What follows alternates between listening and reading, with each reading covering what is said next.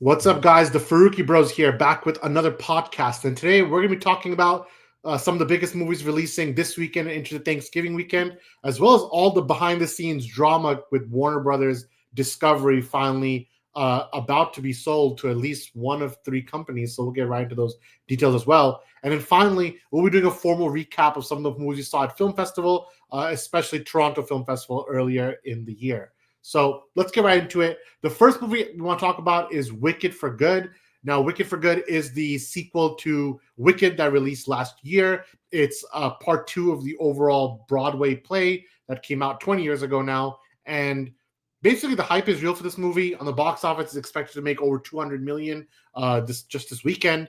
Everyone's going to see it. It's a 4-quadrant film. So now the question is, what do we think it is compared to the first movie? How do we think it's going to perform from an award perspective? Let's get right into it. And I'll probably kick us off. So for me, Wicked is pretty fun and pretty strong film overall. I think it's really carried by two really great performances by Ariana Grande and Cynthia Erivo.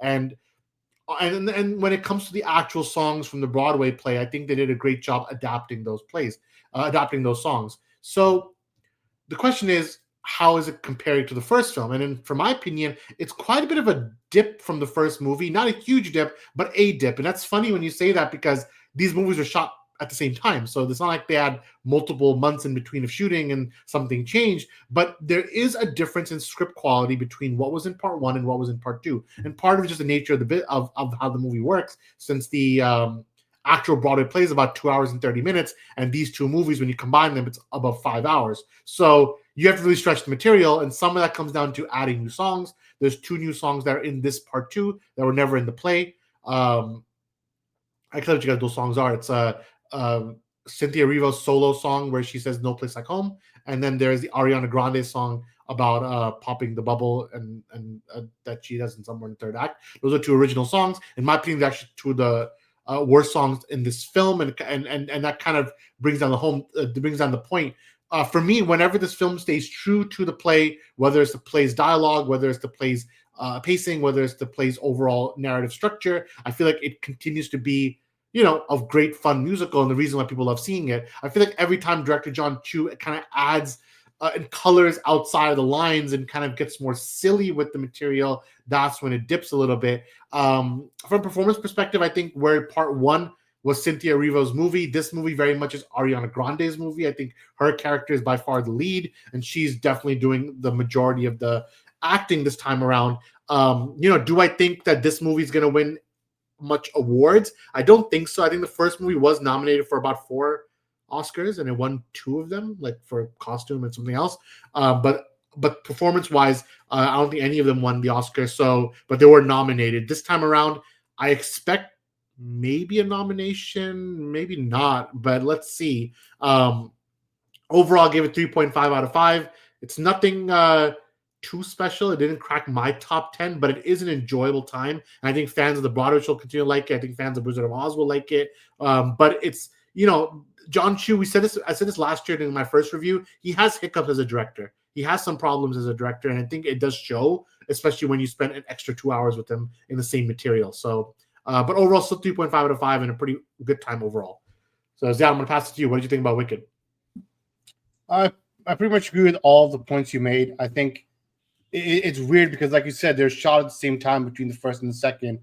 But the second feels like just so much different in terms of quality and just overall story and pacing. Like you mentioned, there's not a lot to kind of get done in the runtime. So it feels like at some points everything's moving very fast, and at other times nothing's happening at all. So it's like weird pacing issues. And it's more than that. Even visually, I think the first movie, there are more diverse kind of backgrounds, sets, and things of that nature, and more color. In this movie, it felt like it wasn't as high quality in that regard either. And especially, I think I saw a Twitter comparison of even the original Wizard of Oz, where they're in Munchkin Land, like the witch, and compared to this version of when it happened in the movie, it looks so bad and like desaturated and decolored, and it's like a camera with no depth, and it's like very poor shot structure. It's like, what are they doing? They're not even doing justice to the original Wizard of Oz in terms of a recreation of that scene per se that happened. So it's like on a lot of levels, this felt like a weird rush to just have a second movie when a second movie wasn't even needed. You could have essentially done the whole thing in one movie, but I think just uh, in a comparison, yeah, I think it just there's a big dip from the first movie. Even the ending, I saw the ending on Twitter just a day ago, and it's like it's more grand in its nature. Even the visuals of like the witch kind of singing that okay, now she's like she can fly and she's free and she kind of goes off and the wizard's kind of looking in shock and like, oh, what's gonna happen next? So everything in the first movie was set up so well, and it just kind of all fell apart in this movie. I do think it was decent for the good parts that it did have.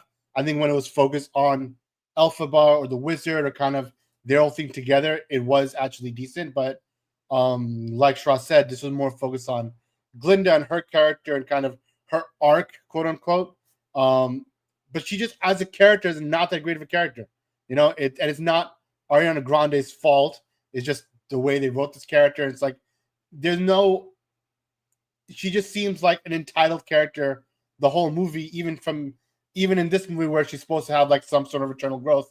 And you don't really see that even from the beginning to end. So all those things kind of put together make for kind of a wonky narrative. But I think when it does hit strong on some of the songs, some of the musical notes, I think they hit well. And then it's just a decent movie overall. So it's like it's between a 3 and a 3.5. I ended up giving it 3.5 also. But I think it just between the first and the second one, this unfortunately left a lot to be desired. Yeah, I'm pretty much in the same boat. It'll be interesting how the movie does. I mean, from a money perspective, it's not going to not make money. It's making good money, but very good money actually. But we'll see how it does in terms of anything else. So from there, I want to kind of talk about Warner Brothers and the whole background of what's happening here. So basically, and let's kind of like walk through this from the beginning. Warner Bros. Has been sold multiple times over the last few years, and every single time it gets sold, there's always like dysfunction in the studio, And this time around, when Discovery bought Warner Brothers, David Zaslav took over. We saw a lot of that same kind of craziness continue to take hold, and a lot of funny decisions and things of that nature. So WB has been a bit of a rut for I think many years now, but now once again, it is now time for it to get sold. And just this week, which is why it's fresh news, 3 companies have come and submitted their bids to take over. The first is Paramount, which is owned by the Ellison family, very close to the Trump administration. And they're really pushing to take over not just Warner Brothers, but Warner Brothers and Discovery, giving them access to CNN, giving them access to a few things. So they have quite a bit of strong interest, and they are the clear front runners to own the company.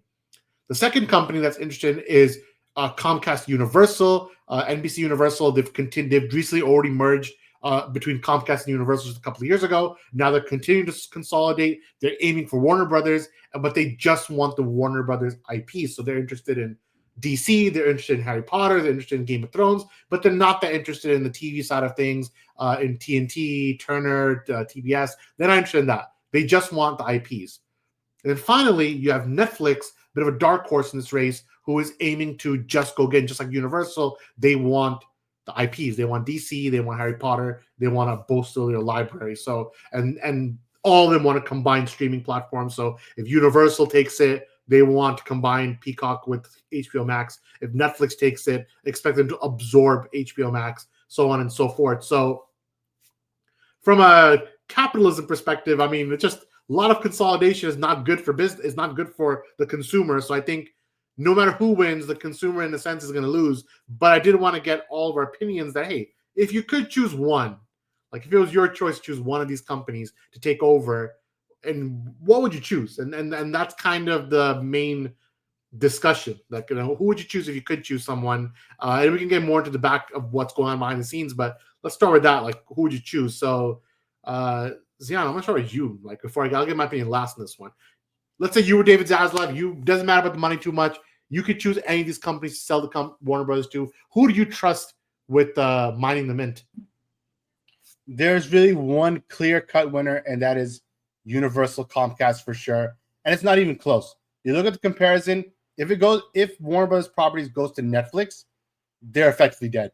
We're seeing Netflix releases where it's limited theatrical, push to streaming for shows, all of them come out at once. It's like overbloat of a lot of problems. Behind is also overbloat of production money, but without quality in the production. It's like a weird mix of things happening in Netflix where they kind of just don't know what they're doing. Their model is a strange model where it will absolutely destroy any theatrical future for these films. And I don't trust Netflix if they say, "Oh, don't worry, we'll give it theatrical runs." It'll be like, "Yeah, 1 week in one theater, barely available anywhere." I think that is the worst possible case for the sake of films, for the sake of movies, for the sake of Warner Brothers IPs, everything that Warner Brothers brings, because it's not just the big heavy hitters like Harry Potter and DC and whatnot. It's also just like the great films that Warner Brothers does make and they have in their repertoire, like Matrix and all these other ones that WB has so many great films, and they're just gonna kind of get killed in terms of the future of what they can bring. And for Paramount Skydance, I think just terrible leadership. We know who's running the scenes. They just don't know what they're doing. And it's better that they just stay away from Warner Brothers IP, just for the sake of, future of the films. I think if there's one thing to follow, it's what did one of the greatest directors do? That's Christopher Nolan. He went to Universal because he knows they'll respect the process. They'll respect filmmaking. They'll respect kind of the whole thing of where a movie should go, how they should be handled, the distribution, things of that nature. And if Christopher Nolan believes in them, then there's no better place for Warner Bros. To be than for Universal. They're obviously a very long-standing company. They've released many, many classics. This is the studio to go to for Warner Bros. To kind of survive and go into kind of the next era of, filmmaking and theatrical runs that are actually handled well. Samir, what about you? I know you're probably the least capitalistic guy on this panel for sure. So for you, probably even the thought of this anything being sold to in billion-dollar companies becoming bigger and bigger is probably not great for you. But if you had to choose the best of a bad option, what are you thinking? I mean, they're all poison, but I guess I have to agree with Zane. With Universal.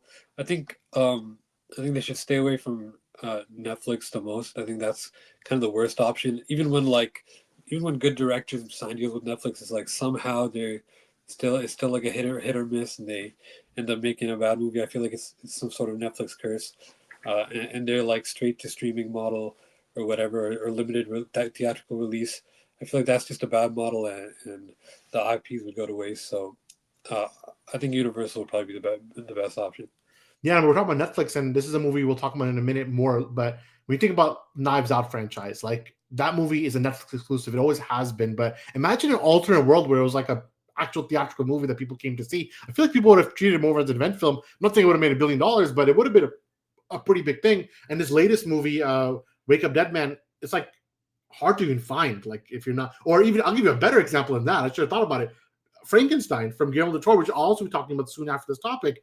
That movie, I get it. Wherever Del Toro, he signed a contract with them. We saw Pinocchio a few years ago, so on and so forth. You're making good movies, but with Frankenstein, that should have stayed in theaters for a long time, gotten a full breath from Regal and AMC, but it's not, and that's kind of unfortunate. And yes, Netflix has publicly said that if we buy Warner Brothers, we'll continue to release things in theaters, but unfortunately, like Zion said, it's really just 1 week probably, just so they can get into Oscar contention, win a couple Oscars. Like it's not really a theatrical release, so it's not great for the model. From my perspective, I'll agree with both of you that I'd rather go to Universal Studios for 3 reasons. Number one, a lot of what Zion already said. I feel like they're the ones who would respect the IP the most. I think they wouldn't overmind things like DC or Harry Potter. I feel like they already have a good relationship with a lot of directors like Nolan, and bringing Nolan back into the Warner Brothers fold by combining all of it is all good stuff. I think they can consolidate some talent, and they treat their talent well. I think from a theme park perspective, they already are paying Warner Brothers for the license for Harry Potter. If they get that back, I see the business move that they fully own Harry Potter now, not just from a brand perspective, but from a park perspective that can continue their offerings. And then I think DC is right now dead in the mud when it comes to theme parks, stuck in Six Flags parks, which are already closing down across the country. I would like to see DC given the treatment that Marvel and Star Wars and other big franchises get. And I feel like Universal Studios would be a great place for DC to thrive, whether it's a New World Epic Universe or if they change a part of existing parks like Islands of Adventure and put a whole DC land somewhere. I want to see that, and I don't know how it's possible, but I want to see it. So that's what I'm thinking. Universal. I'm very wary about the Paramount Ellison family taking over. There's a lot of political implications there. What they want to do with the franchise. They've been very straightforward that they want to take that pro MAGA, that very conservative approach to their markets and their filmmaking. And I think they don't really care about any of the products they're buying. They just want to get as big as possible, as quick as possible. As you know, they just bought CBS and they put Barry Weiss in the head of things there. It's a lot of strange stuff happening that I think is just bad for business. In fact, I would almost say Paramount might be the worst option of the group when you think about what they might do with the IP. Netflix is bad for the theatrical model and is bad for cinemas. Paramount is bad for everyone. Like, it's just bad. So again, they're not all great options. You prefer competition. If Universal buys Warner Brothers, even that has some negativity in the sense where there's going to be less movies releasing in theaters overall because they're still going to be controlling their slate. So consolidation is bad always. I'm of that mindset when it comes to these kind of multi-billion-dollar movers. But I do think of the three, Universal is the one that I would also go with. So interesting. We won't wait long. Apparently, an answer is due by Christmas, so we'll be finding out very soon who will be owning it. And we'll probably talk about this more on other streams as we go along.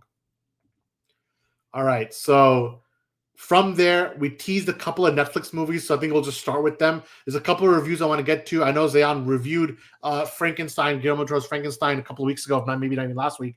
But I do want to, now that I have gotten a chance to see it, I do want to definitely review the film. And for me, man, when it comes to Guillermo del Toro, first of all, I'm a huge fan of Guillermo del Toro. I think his work, it bleeds design and texture, and there's so much there. Like every single shot of this movie is almost painting like the way he kind of runs through the motion. I do think there is this sense of drama that he puts into his films that in an interview said that, I almost wanted to take a telenova approach to this movie, and it almost did feel like soap opera-ish in when it's how, and I say that not in a negative way because it could be said in a negative way. I'm saying it's almost like in a positive way where every single line is delivered with so much over the top drama that it actually kind of works, like whether it's for a period piece reason or whether it's Oscar Isaac going through his whole past and him kind of every line almost feels like it's a play. And I think that actually works for a story like Frankenstein, which has been told 1.5 million times. So it's a story we all know. It's a story we all understand. So at this point, it's really about how can you make the story fresh and unique and told from a unique perspective and given a second way to look at things. So I'm a big fan of Jacob Elordi's performance. I'm a big fan of Mia Goth's performance. I think Oscar Isaac, of course, was amazing. I think it's a very strong overall mix of cast. So definitely, I think one of the better movies of the year. It is in my top 10 of the year, I must say. So all good there. I think it's. I think when when Samir gets a chance to see it at some point, I think he'll probably agree. But he's a GDT fan like me. So, but overall, I think I'm. I haven't finalized a score. A part of me is thinking 4.5. Part of me thinks 4. I'll go on the high end and I'll think 4.5 for now. But I might in the end think about 4. But for now, 4.5. I have to say that I did not see this movie in theaters. I ended up seeing it at Netflix, and I feel like I'm not sure if that made it less than it should have been. But maybe that would have made it a 4.5. But overall, still very strong movie in my top 10 of the year so far. So from that, I want to move to another movie, and that's the latest Knives Out film, and that's Wake Up Dead Man. And it's coming out in a few weeks, very soon, I think. But before it comes out, I wanted to get Samir's opinion on this one. He saw it at TIFF. So what do you think about the latest Knives Out film? Yeah, I'm a big fan of whodunits and the Knives Out franchise. I think this one was closer to the original Knives Out in terms of story. I think Glass Onion was pretty bad overall, but I do like that this one kind of returns to that. Even though I feel like it's kind of the most obvious one in terms of mystery. I think it's very well structured and just overall very good. The cast all very good. I do feel like some some of the big actors that were announced early were kind of underutilized. But Josh O'Connor, that's his name, right? He's very good, and I feel like he really leads this movie well. So overall, I give it a 4 out of 5. Pretty good. I'm thinking you said 4 out of 5. What did John give it? Did you get 4 or 5 also? Also give it 4 out of 5. Yeah. Oh, okay. So yeah, people are pretty high on it. I haven't seen Knives Out just yet. I had a couple of screeners that are available to me. I just didn't get a chance to get to it, but I will get to it by probably the next one. But heard good things. It's interesting with Knives Out to see like it's becoming almost like a party now. Like as the movie goes, like which actor is going to be in it next? There's always like some big ensemble cast that shows up. So I think people are interested in continuing their story. So let's see. So from there is another film that also TIFF. We're gonna go through all the movies coming out, and that's If I Had Legs, I'd Kick You. This was a lot of people have been putting this in their top films of the year, but the question is, what did Samir think? So I'm gonna throw you back in there, another TIFF review. I thought it was really good. I think similar to how Begonia and Eddington kind of worked in pairs, I feel like this movie and Die My Love kind of worked in pairs, where they're both about similar themes about motherhood and the stress and the overwhelmingness of it. I think Rose Byrne was very good as the lead. I think she definitely deserves to be in those Oscar contentious talks. For me, I feel like she could even be like the front runner for the Oscar. That's how good she is in this film. Um, and again, second film with ASAP Rocky, he's really what The Weeknd wants to be. I feel like he should do more. He should do more movies. Very, he was pretty good in Conan O'Brien, who I didn't expect to do a dramatic role. Also very good. Overall, I think this handled the theme of motherhood a lot better than Die My Love, which went for more of a postmortem depression sort of thing, and took more of an artistic direction. I feel like that film kind of plays off as like a caricature of insanity, where Jennifer Lawrence, even though she's good in the role, she's kind of like she's licking windows and she's like scratching wallpapers. So the insanity aspect of it kind of takes me out. It kind of feels like more of a parody, whereas this one kind of handles it a lot better. So it was kind of a stressful watch to get through. People are saying it's like the uncut gems of motherhood or something, but for that reason, I kind of give it a little bit of a lower score. Kind of settled on a 3.5. It could be a 4 for me, and something like Die My Love was a 3. So Yeah, I think this movie I've heard very good things from it. Even the trailers, everyone's saying it looked really good from when I saw it. But you mentioned motherhood, and that's something that a lot of movies, everything in Hamnet, which is coming out this weekend, has a lot of like this idea of motherhood and what that looks like from different perspective. In this case, that movie's case, it was grief. But it's just interesting how each of these films take a different stab at a similar concept, but each of the leading women are taking their own point of view. And you said you might even keep her in best actress consideration, where I told you I haven't seen it, so I will probably get to it before voting starts. But right now, for me, Jessie Buckley from Hamnet is on my short list for best actress. So it's interesting to see between the two. Do you have a preference between which one you would go with for best actress? I think those are like the main two. For me, it could. Uh, I would be happy with either of those winning. I feel like because If I Had Legs, I'd Kick You is kind of flying under the radar in terms of like compared to Hamnet, which has like an Oscar-winning director behind it. I feel like it deserves a little more recognition. So I could be happy with either. There you go. Well, Samir, I'm going to keep you on the docket right now because you're going with another film, and that's Blue Moon. So what do you think about this film? Yeah, the new Linklater film with Ethan Hawke. It's a very dialogue-heavy movie, like closer to how Ethan Hawke did the Before trilogy. I feel like Ethan Hawke is really good in this role, but overall, if you don't care for the character, the movie is just kind of annoying. And you gotta, I don't even know. I saw it so long ago. I don't really remember that much about it. But I feel like you gotta. It's kind of forgettable, but you really have to care about the dialogue and the characters. I think it's about a real playwriter. Um, Ethan Hawke is good. That was like my main takeaway from the movie. So But no big award considerations you think coming out of this one? maybe Ethan Hawke could be best Screenplay? actor. I feel like the best actor race is it's a little weaker than the best actress race. So I guess they could give him a nomination. Listen, the fact that you basically forgot about the movie at this point, just speaks volumes to what the movie actually is, which means I don't think you can see any. Listen, I think Linklater at this point, he's just making movies that he wants to make for himself. If you don't care about the dialogue aspect of it, it's just kind of whatever, you know. He's just a strange guy, Ethan Hawke, in this movie. So what was the score you ended up finalizing on, if you didn't already say it? I gave it a 4. I could move it down to 3.5 now that I'm thinking about it. That's a lot. It's like, I don't remember if it's 4. He only said negative things. It's like, oh, I don't even remember the movie, and it's only dialogue. 4 stars. Listen, you gotta watch it. If you watch it, you'll understand. All right, it's one of those movies. You gotta give it 4. All right. Well, you're still on it, so I'm gonna keep it going. It Was Just an Accident. Another TIFF review. What did you think about it? It was just an accident. I thought it was really good. It had a really interesting premise and moral dilemma about political violence and vigilantism. It was the Palme d'Or winner, so it was very engaging, very entertaining. I feel like there's some conversation to be had about the Palme d'Or winners.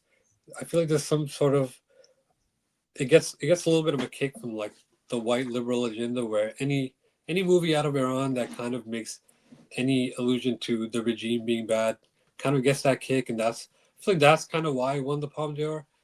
There were definitely better movies in the race, like Sentimental Value. I feel like that I would have given it to that more, but I don't think that takes away from the film that much. It was still a very good film, and I gave it a 4.5. So. 4.5. Oh, 4.5 is pretty good. Yeah, that's higher than I thought you were gonna go. All right, you have one more to go, and that's A Ballad of a Small Player. I saw this movie myself a couple weeks ago, and we had a reception at the Plaza where I got to chat with Colin Farrell a bit about this movie. So, but I want to hear your thoughts from Tiff. Yeah, the new Edward Berger movie. I mean, coming off Conclave, coming off All Quiet on the Western Front, you'd think this one would be just as strong, but I kind of feel like this is the Netflix curse I was talking about earlier, where this is just a Netflix film.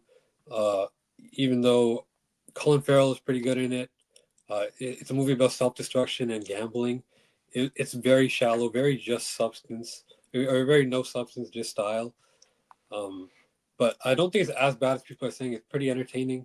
It's also very forgettable. So yeah, what'd you give it? 3. Yeah, I'll give my review of this movie as well, and I'm going to give it 2.5. And the reason I'm doing that is this movie is all aesthetic. Like you said, it's all style. And it is style. It's pretty much dripping with style the whole movie, especially when they're at the casino. I was speaking with the director and everyone about this movie, and they actually, I don't know what's so funny, but the way they rented it out, they had a lot of money to play with from a production cycle. So they rented out the entire casino, and they've really put a lot of effort in making this. But ultimately, this is just another gambling movie about an addict and how it's going to self-destruct and how it's all not going to work out. And look, Colin Farrell, he's good. He does the best he can, but it does really feel like Temu Uncut Gems, and ultimately there's not a lot there. And I know they're pushing this movie hard from the perspective of trying to get it into an odd nomination and push it. I just don't think it's going to do that. It was unfortunate because I know Conclave, the director he was right there when it comes to the awards and everything from last year. But this time around, I think this is a skip. I think he might have a better one coming after this. This feels like one of those the transition movies, like before your next big idea that's going to come. So I do think he has another big one on his belt that he's going to bring out for the next movie. But I think this movie, Ballad of a Small Player, just wasn't that much for me. So I'm going to give it 2.5 out of 5. All right, so now it's time for Samir's favorite segment, which is what to watch. And he said so many what to watch. I'm not sure if he has anything left, but so I'll go to Zion first. But as you can say, it doesn't have to be a movie. I always say it could be a TV show, game, whatever. So, Zion, what do you recommend this week? I'll recommend a video game, and just like the whodunit type movies and mystery type movies, video games, I'm a sucker for those choice first story games like Telltale or Life is Strange or any of those type of games. So I'll recommend Dispatch, which I'm sure people have seen on Twitter and all that stuff. It has a great cast of people, Aaron Paul, Jeffrey Wright, and a lot of other actors and heavy hitters of voice acting like Laura Bailey and Travis Willingham were on a lot of video games. I think it's just actually a very, very interesting story and interesting game. It's about like superheroes, and you're playing as like this almost. It's like Iron Man if he became Peter B. Parker, from Spider-Verse. It's like a mix of that kind of guy who has no powers. He had a suit, he got destroyed and stuff like that, and now he's trying to find his way back, and he's kind of put in charge of this ragtag, almost Suicide Squad type team of like villains who are trying to be rehabilitated heroes. And it's a very interesting story, and there's interesting choices, and there's interesting gameplay elements of like controlling which hero goes where and who protects what. And I think it gives it a unique element of gameplay that other story choice first games don't actually have. So if you're into superheroes, or you're into this kind of gameplay of choices, and it's a good mix of both. And I think Aaron Paul, who played Jesse in Breaking Bad, he actually did a terrific job, because I could not tell it was him at all. Because usually when I see any of his videos or when he's doing interviews or whatnot, he just talks and sounds like Jesse from Breaking Bad. But in here, he just sounded completely different. So good job on him on the acting part. But I think it was actually a really solid game. Not that long. I think it only took him like 8-9 hours to beat. But it was a fun game. I'll probably recommend a video game. I feel like I did it. I don't know if I did it last week, but I will do it now. But I finally finished it. So I finally finished Pokemon Legends ZA.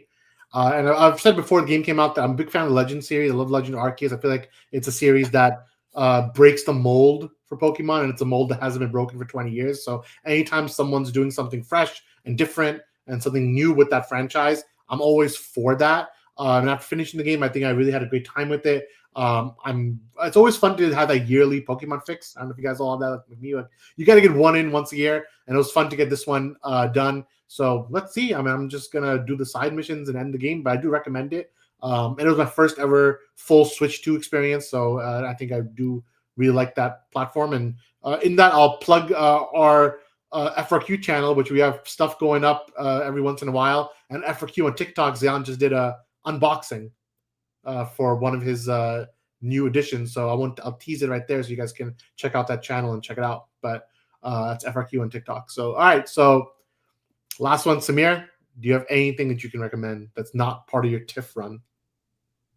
I saw a 1985 Japanese animated movie called Angel's Egg. That I'll recommend. It's like a pretty big influence for a lot of Soulsborne games and Hollow Knight, I think.